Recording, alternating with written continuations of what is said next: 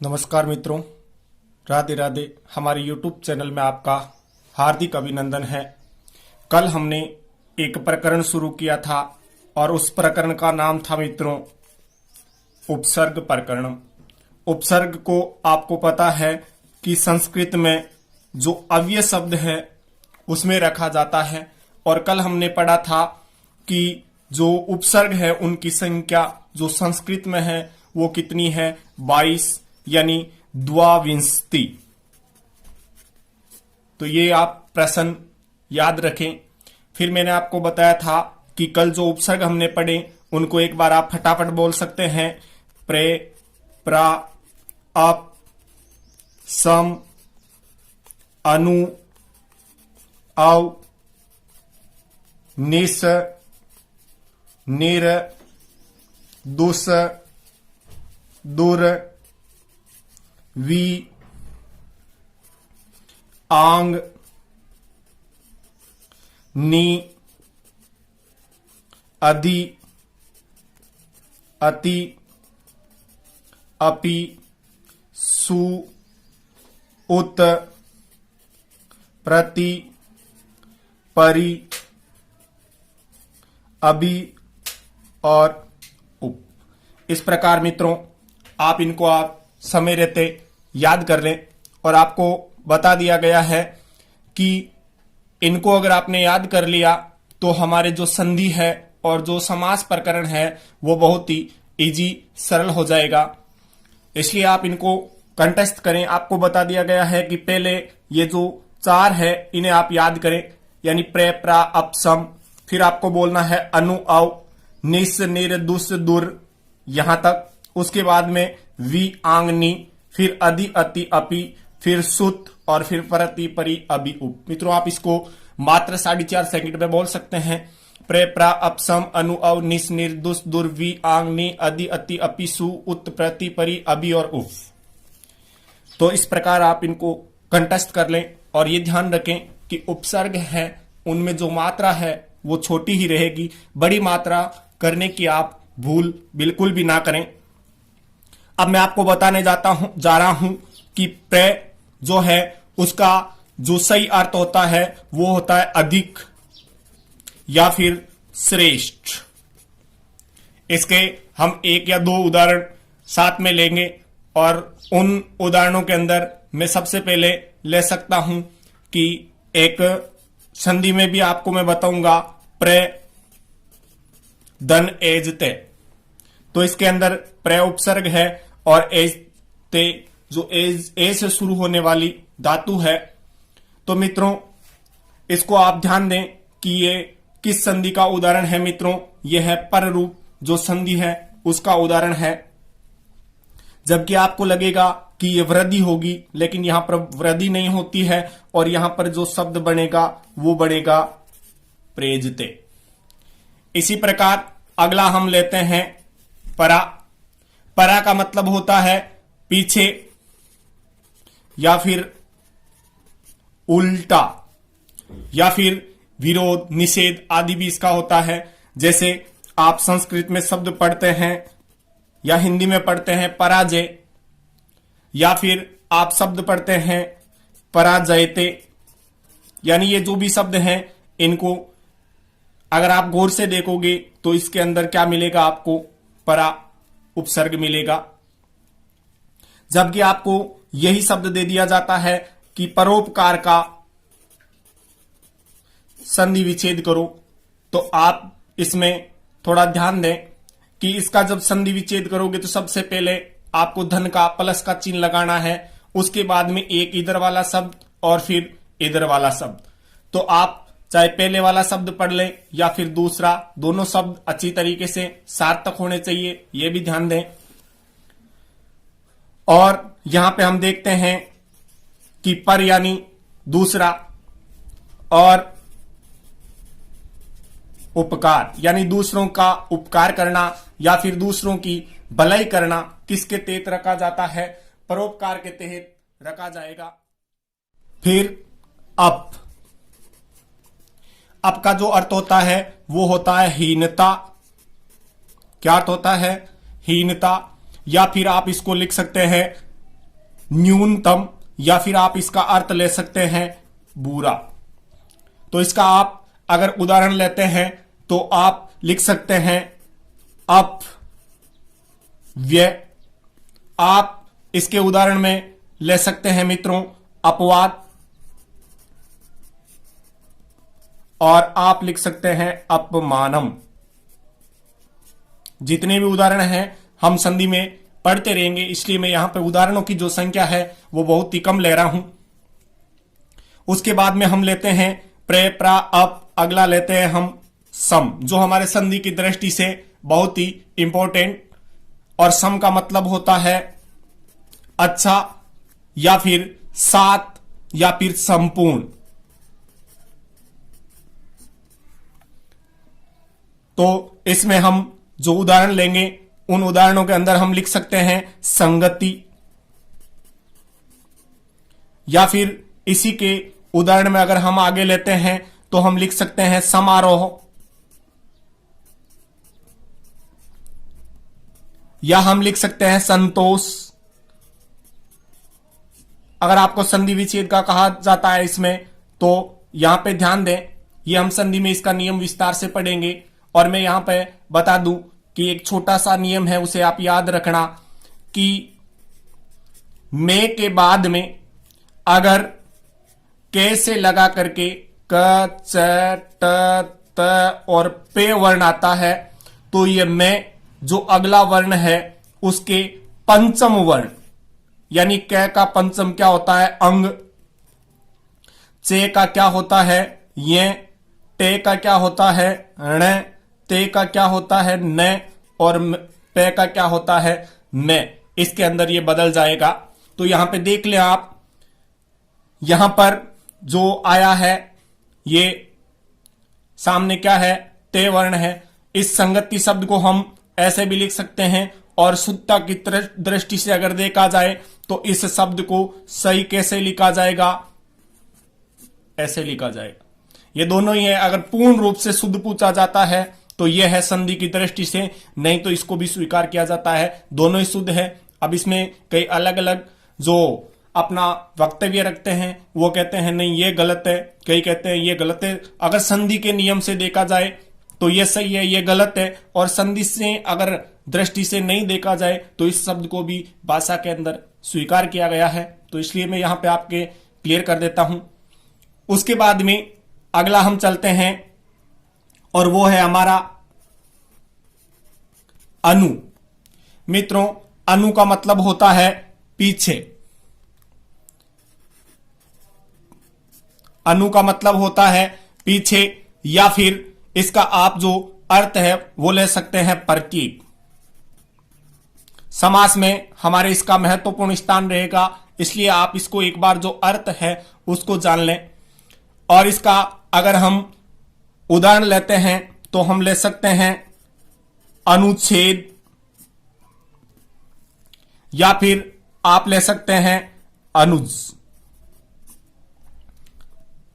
यहां पे मैं आपको बता दूं कि अनु का मतलब होता है पीछे, और जे का मतलब मैंने एक दिन आगे बताया था, जे का मतलब होता है जन्म लेने वाला, यानी पीछे या बाद में या पश्चात जो जन्म लेता है वो छोटा भाई होता है। और अग्रज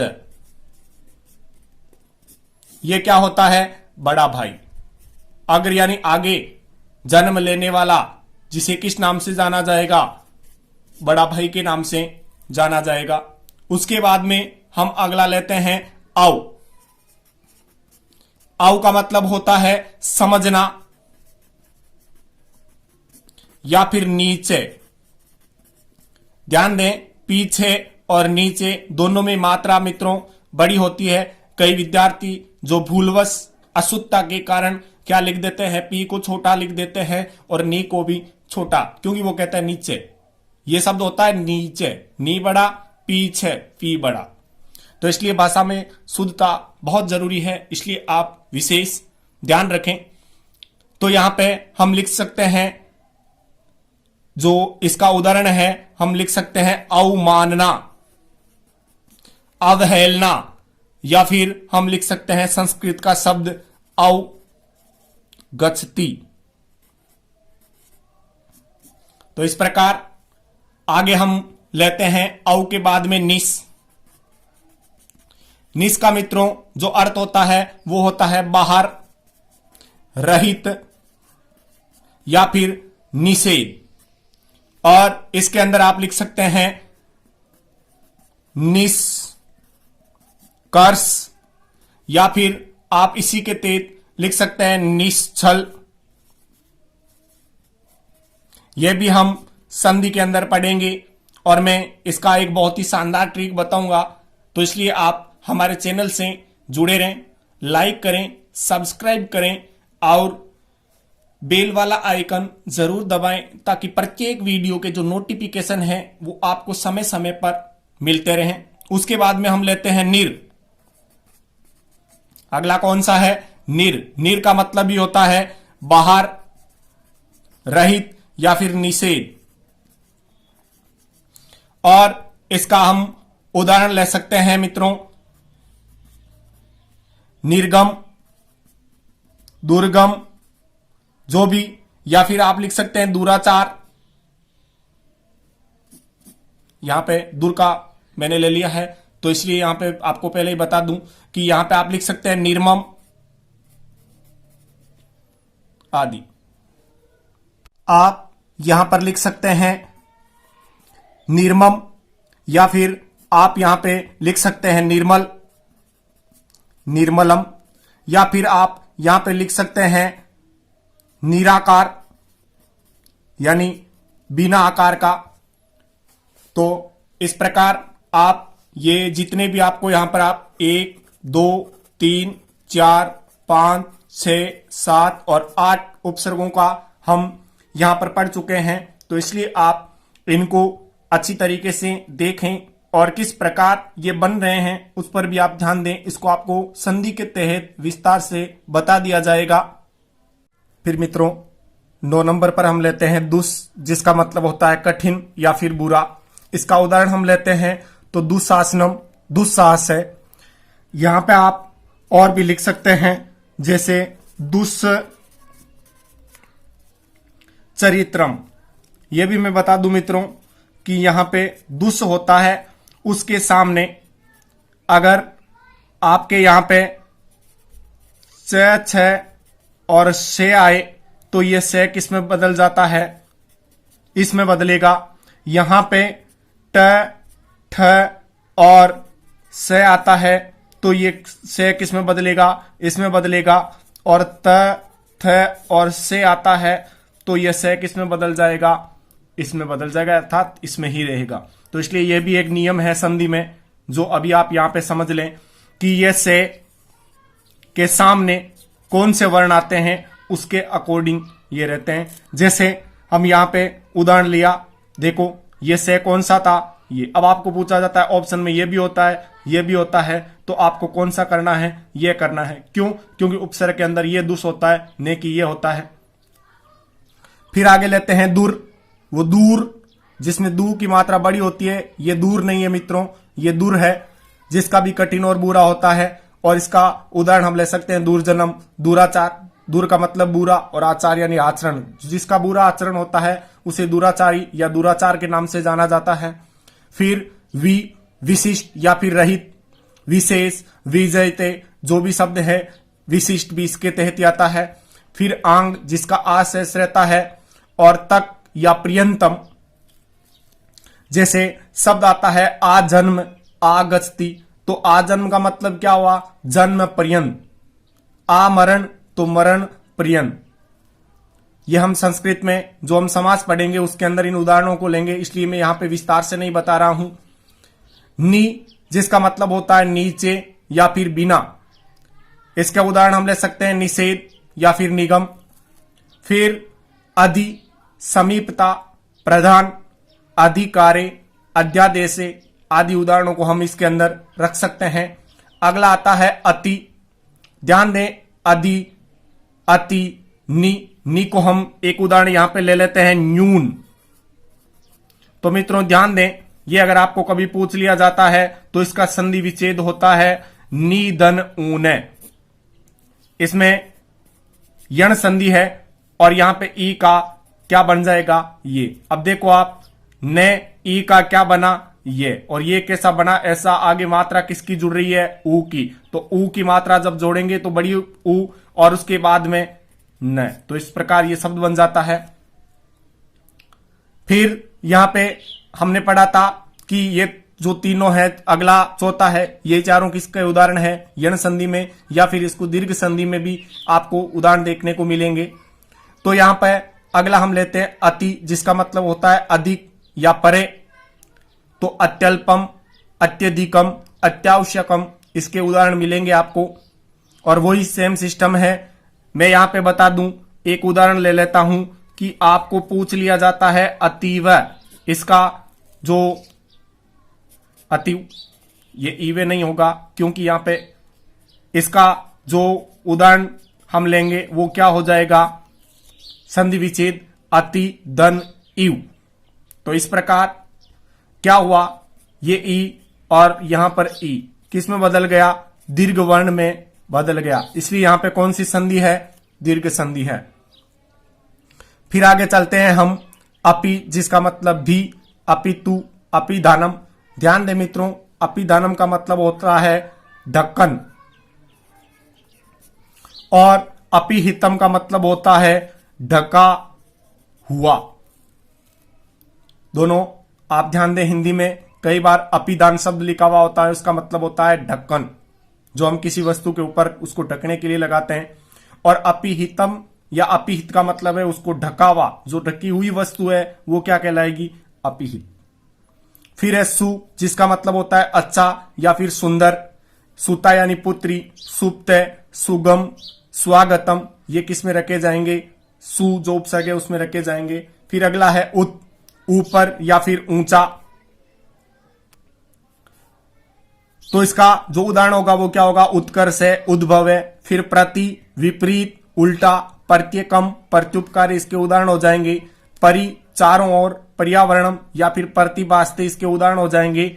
अभी यानी सामने या और, अभिगस्ती और अभ्युदय आदि इसके उदाहरण होंगे। उप यानी पास, निकट, जिसके उदाहरण उपागम, उपगस्ती, उपकारे आदि होंगे।